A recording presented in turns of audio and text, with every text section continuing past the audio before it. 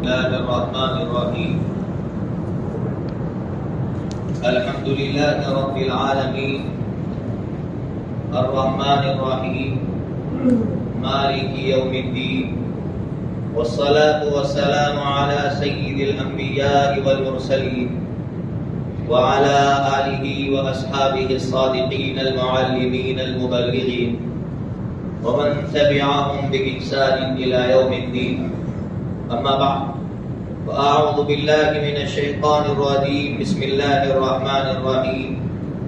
الذين قال لهم الناس إن الناس قد جمعوا لكم فاخشوهم فزادهم إيمانا وقالوا حسبنا الله ونعم الوكيل فانقلبوا بنعمة من الله وفضل لم يمسسهم سوء واتبعوا رضوان الله والله ذو فضل عظيم. إنما ذلكم الشيطان يخوف أولياءه فلا تخافوهم وخافون إن كنتم مؤمنين. صدق الله العظيم.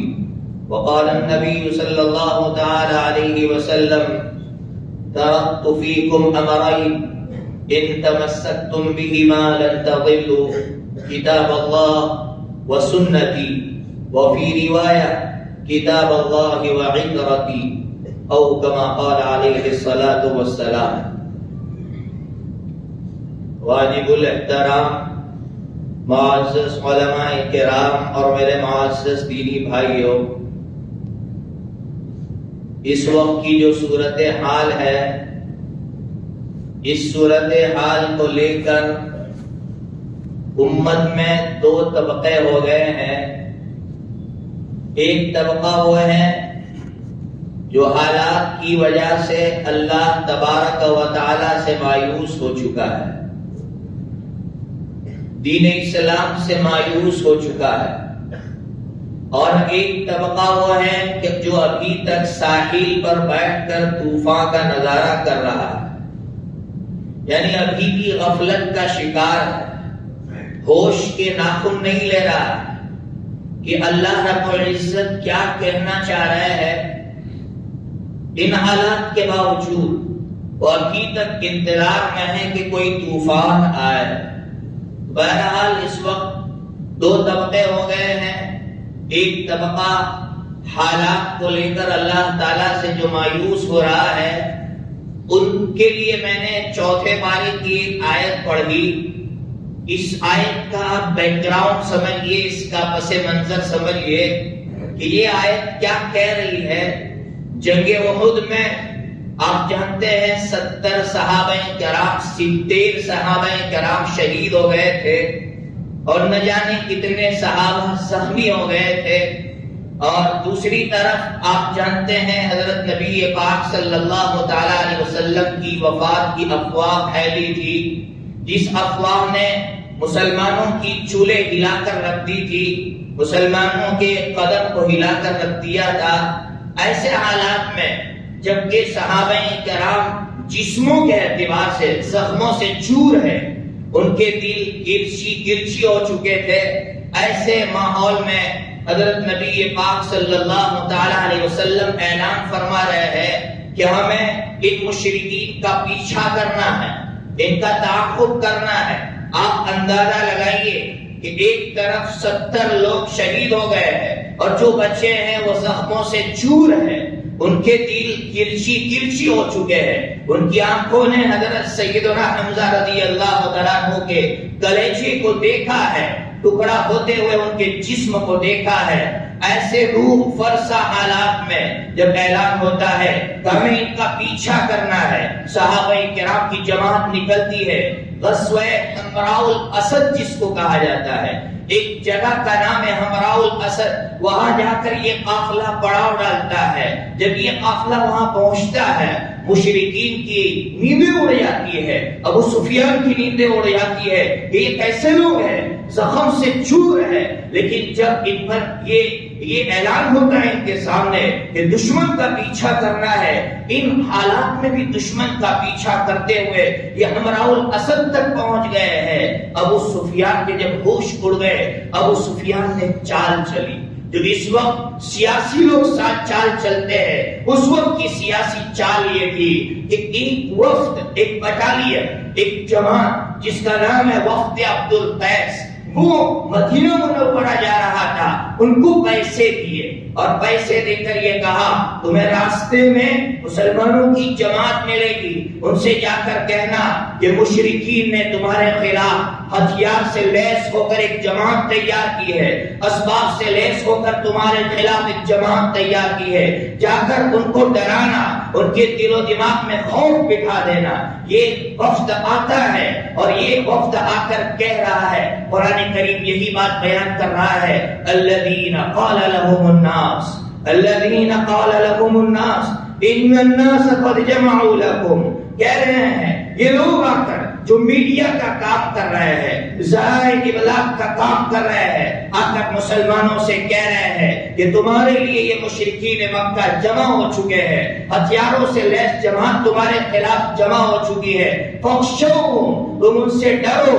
قرآن کہہ رہا ہے فزادہم ایمانا، جب یہ بات سنی صحابہ کرام کی ایمان نے، اس بات نے اضافہ کیا، ان کا ایمان بڑھ گیا۔ آگے قرآن نے عجیب بات کہی، وقالوا حسبنا اللہ، وقالوا حسبنا اللہ، صحابہ کرام نے کہا تمہارے اسباب تمہیں مبارک، تمہارے ہتھیار تمہیں مبارک، مجھے اللہ مبارک، اللہ ہمیں کافی ہے، اللہ ہمیں کافی ہے، ونعم الوکیل۔ قرآن کریم نے یہ بات کہی، دیکھیے حالات کیا ہے، لیکن صحابہ کرام کے دل و دماغ میں خوف نہیں آیا، وہ حالات سے نہیں ڈرے، حالات کی وجہ سے اللہ سے مایوس نہیں ہوئے۔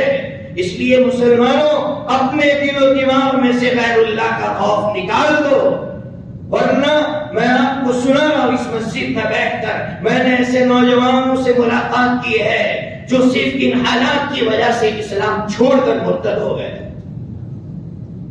الحاد کا فتنہ اس کو کہتے ہیں، الحاد کا فتنہ، الحاد کہتے ہیں اللہ کا انکار۔ لوگ حالات کی وجہ سے اللہ کا انکار تک کر بیٹھے ہیں۔ اس لیے میں اپنے نوجوان بھائیوں کو ایک بات سنا رہا ہوں، شیطان اگر آپ کے دل و دماغ میں یہ وسوسہ ڈالے یہ مستقبل کیا ہے، حالات کیسے چل رہے ہیں، تو شیطان سے آپ ایک ہی بات کہنا کہ میرا اور اللہ کا رشتہ محبت کا رشتہ ہے، خود غرضی کا رشتہ نہیں ہے، اور محبت کے رشتے میں محبوب سے کچھ حاصل نہیں کیا جاتا۔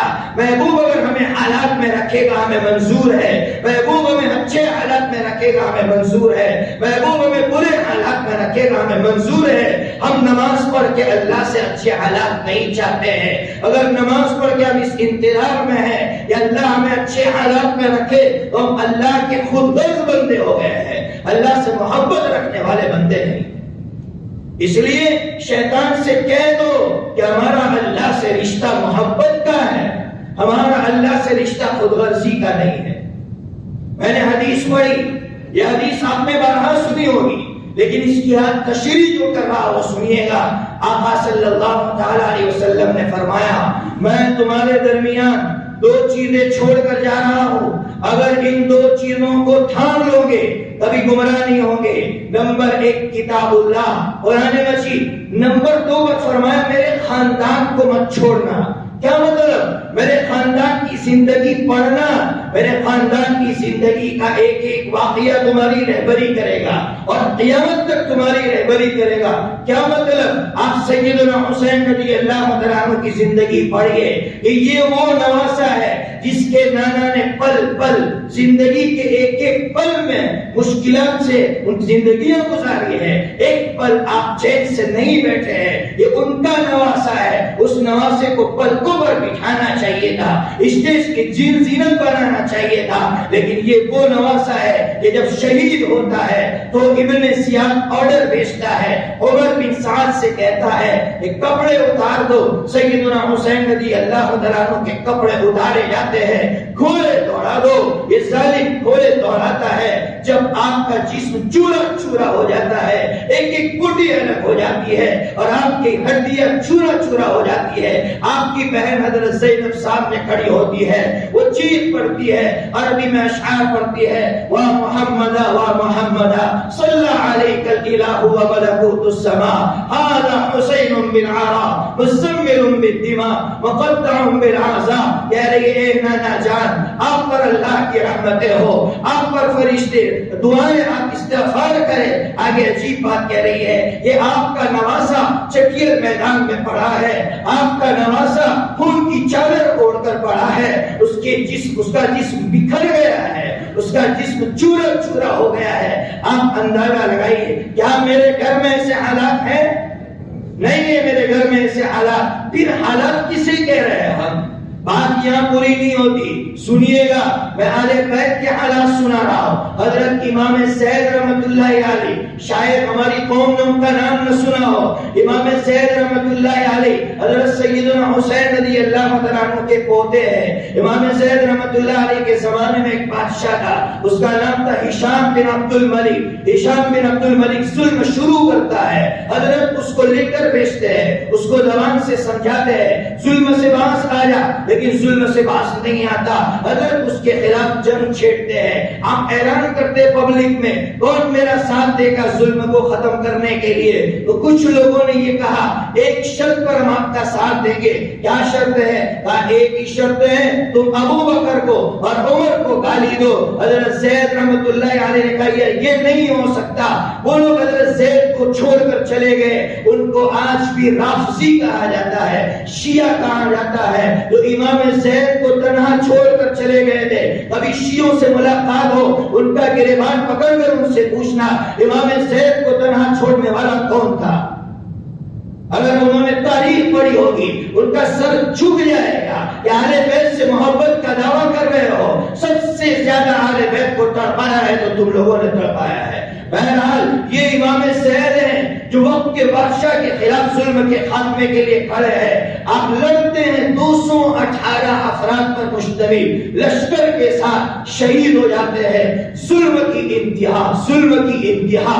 جب آپ شہید ہو جاتے ہیں, ایک کتاب ہے تاریخ دمشق, تاریخ دمشق میں لکھا ہے, اس لیے ریفرنس دے رہا ہوں, شاید آپ کو یقین نہیں ہوگا کہ ایسا بھی ہو سکتا ہے.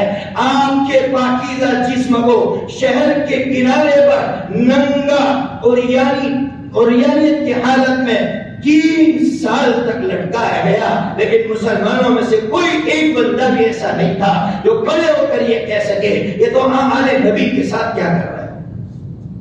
ارے میرے دادا پر اگر حالات آئے ہوں تو میں اپنے ہوش سی لوں گا, لیکن یہ نواسا حضرت سیدنا حسین کا نواسا یہ سبق دے کر گیا ہے کہ محبت میں ڈر نہیں ہوتا, محبت نڈر ہوتی ہے, محبت میں کوئی مصلحت نہیں ہوتی. اور یہ بھی سبق دے کر گیا ہے کہ ہمارے نزدیک حالات یہ نہیں تھے کہ میرے دادا کٹ گئے, میرے چچا کٹ گئے, ہمارا پورا خاندان کٹ گیا. ہمارے نزدیک حالات یہ ہے کہ اگر ظلم پلٹ رہا ہے اور ہم بولنے کی طاقت نہیں رکھتے تو یہ حالات ہے.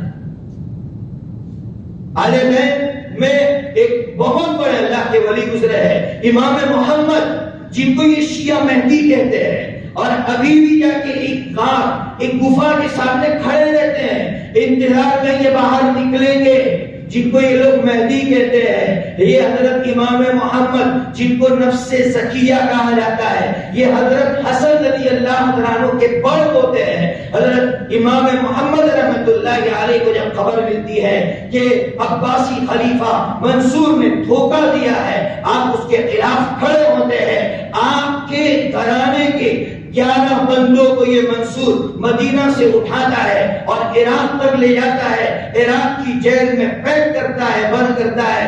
ایسی جیل تھی کہ جس میں نہ ہوا آ سکتی تھی نہ نکل سکتی تھی. 11 بندے اندر رہ کر ان کا دم گھٹنے لگا اور اسی حال میں شہید ہو گئے.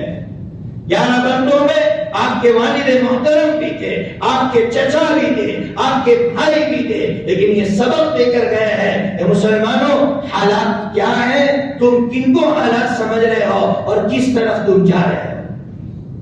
بہرحال میں آپ سے یہ کہہ رہا تھا, حالات سے ڈرنا چھوڑ دو, اور یہ زبانوں پر لانا چھوڑ دو کہ حالات بہت خراب ہے، حالات بہت خراب ہے، امت مایوسی کی طرف جا رہی ہے، ہماری اس زبان کی وجہ سے امت مایوسی کی طرف جا رہی ہے، گھر میں ماں بیمار ہے، باپ بیمار ہے، گھر میں بیٹے بیمار ہے، واقعیت یہ حالات ہے، لیکن اس کو حقیقی حالات مت سمجھو اور اللہ سے محبت کا رشتہ رکھو۔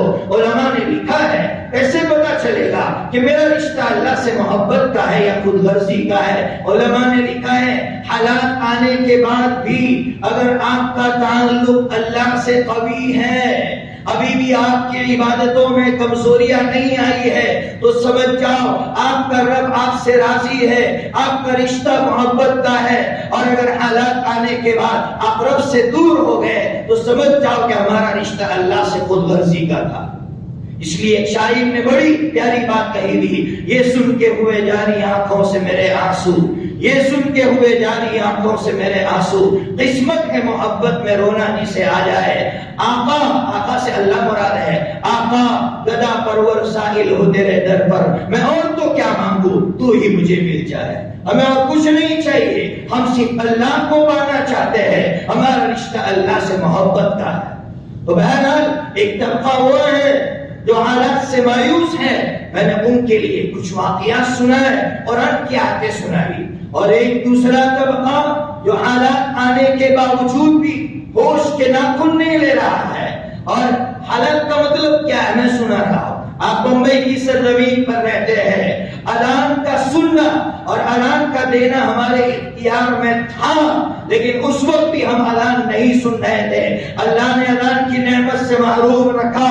قسم خدا پاک کر کہتا ہوں، مولانا علی میاں ندوی رحمۃ اللہ علیہ نے برما کی سرزمین پر بیٹھ کر برما کے مسلمانوں سے کہا تھا، مسلمانوں ابھی بھی تمہارے اختیار میں ہے نماز پڑھنا، اگر تم نے اپنے اس اختیار کو استعمال نہیں کیا تو پھر نماز پڑھنا چاہو گے لیکن نہیں پڑھ سکو گے۔ میں آپ سے کہتا ہوں آج فجر کی اذان سے محروم ہو گئے ہیں، اگر فجر کی نماز کی طرف نہیں آئے، آج اختیار میں فجر کی نماز پڑھنا ہمارے اختیار میں ہے، لیکن اس اختیار کو استعمال نہیں کیا، وہ وقت نہ آ جائے کہ ہم چاہے پھر بھی فجر کی نماز نہ پڑھ سکے۔ میں نے محسوس کیا آج فجر کی نماز میں کہ اذان نہیں ہو رہی ہے تو لوگ فجر کی نماز سے غافل ہیں۔ آج بھی اس انتظار میں، کسی طوفان کے انتظار میں، کس طوفان کے انتظار میں ہے مسلمان؟ اس لیے اللہ رب العزت کے محبت کو، اس کے پیار کو سمجھو اور غفلت کو دور کرو۔ ایک چرسی کا بڑا مشہور واقعہ ہے، غالباً آپ نے سنا ہو یا نہ سنا ہو۔ ایک چرسی نوجوان، اس نے اپنے دوست سے کہا کہ مجھے چرس کے لیے پیسے دو، تو دوست نے کہا نہیں، غلط کام کے لیے پیسے نہیں دے سکتا ہو، لو پیسے چاہیے کھانا کھاؤ، اچھی چیز کھاؤ، میں چرس کے لیے آپ کو پیسے نہیں دے سکتا۔ چرسی عجیب شخص تھا، اس نے ایمان کے ساتھ کہا بھائی دیکھ، کھلانے کی ذمہ داری اس نے لی ہے، اس لیے تجھے ٹینشن لینے کی ضرورت نہیں ہے، میں جو پیسے مانگ رہا ہوں چرس کے لیے وہ دے دے۔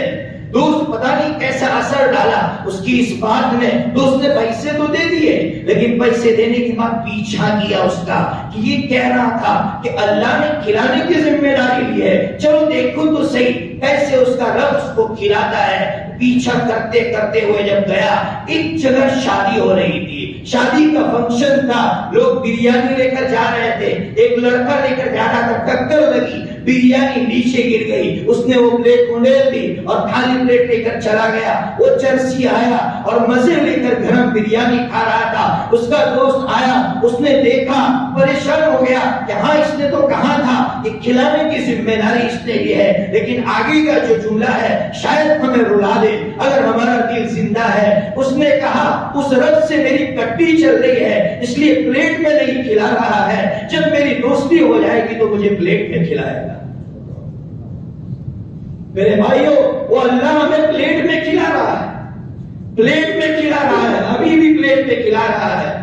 اگر اللہ کی اس نعمت کو ہم نے ٹھکرایا اور اللہ رب العزت کی اس نعمت کو ہم نے نہیں سمجھا تو وہ دن دور نہیں ہے جب رحمت چھیننے پر آئے گا۔ دیکھو تو صحیح پاکستان کے سیلاب کو، پاکستان کے سیلاب کو تو دیکھو، ہماری نیندیں اڑا دیتا ہے وہ سیلاب۔ ایسے مالدار لوگ جن کے پاس آج بھیک مانگنے کے لیے کٹورا نہیں ہے، کہاں جا رہے ہیں؟ کس غفلت کا شکار ہے؟ معاملہ درست نہیں ہے، اخلاق درست نہیں ہے۔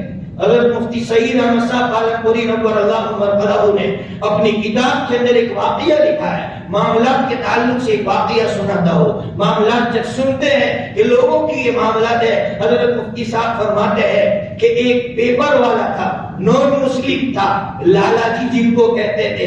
ایک مرتبہ میں لالا جی گیا، چونکہ حضرت کا بھی کاروبار کتابوں کا تھا، حضرت پہنچے، اس لالا جی گیا، لالا جی نے کہا مولوی صاحب میں نے آج ایک سپنا دیکھا ہے۔ کیا سپنا دیکھا ہے؟ کہا میرے یہاں ایک بہت بڑے مولوی صاحب آتے تھے جن کا کتابوں کا کاروبار تھا، لیکن میں نے سپنے میں دیکھا کہ سورگ سے یعنی جنت سے ان کو دور کیا جا رہا ہے، یمدود فرشتے ان کو دھکے مار رہے ہیں۔ تو حضرت مفتی صاحب نے تھوڑی دیر کے لیے سوچا، پھر پوچھا لالا جی ان کے کچھ پیسے باقی تھے؟ کہا ہاں کچھ بقایا تو ہے۔ حضرت مفتی صاحب نے کہا لالا جی ان کو معاف کر دو اور میں آپ کو ان کی طرف سے پیسے ادا کر دیتا ہوں۔ وہ پیسے ادا کر دیے۔ لالا جی کے پاس جب دوسری مرتبہ آئے تو لالا جی نے کہا مولوی صاحب میں نے ان کو بہت اچھی حالت میں دیکھا ہے۔ یہ واقعہ ہمیں سبق دے رہا ہے کہ اگر کسی کا لوٹا ہے، اگر کسی کو ستایا ہے، اگر کسی کا غصب کیا ہے دے دو، ورنہ یہ حقیقت ہے، یہ حدیث پاک ہے، صحیح حدیث ہے کہ اگر آپ نے کسی کا لیا ہوگا اور دیا نہیں ہوگا آپ کو روک دیا جائے گا، جنت تک پہنچنے نہیں دیا جائے گا۔ اس لیے پہلی بات معاملہ درست کرو۔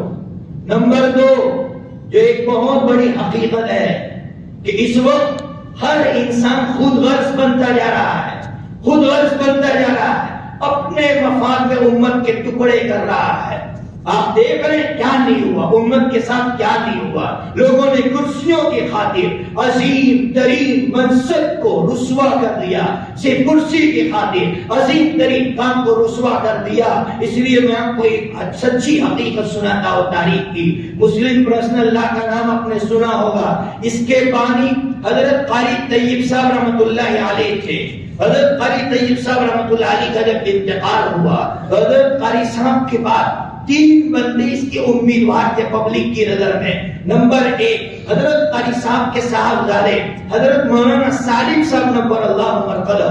نمبر 2 حضرت مولانا منت اللہ رحمانی رحمۃ اللہ علیہ، اور نمبر 3 جو اس وقت حیات ہے حضرت مولانا محمد رابع رحمۃ اللہ علیہ۔ یہ 3 اس کے امیدوار تھے۔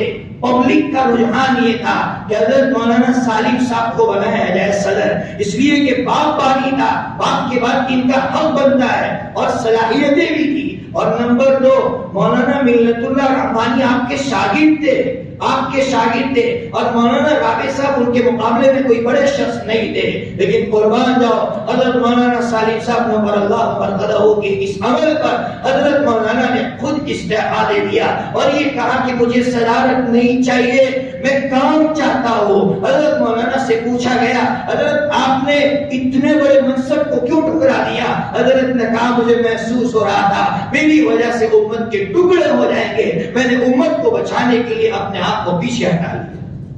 ضرورت ہے اس وقت کہ ہم امت کو بچانے کے لیے اپنے آپ کو پیچھے ہٹائیں، اپنے مفاد کے خاطر امت کے ٹکڑے نہ کریں۔ اللہ تبارک و تعالیٰ سے دعا کرتا ہوں، ہم سب مل کے دعا کرتے ہیں اللہ تبارک و تعالیٰ ہمیں سچی محبت عطا فرمائے۔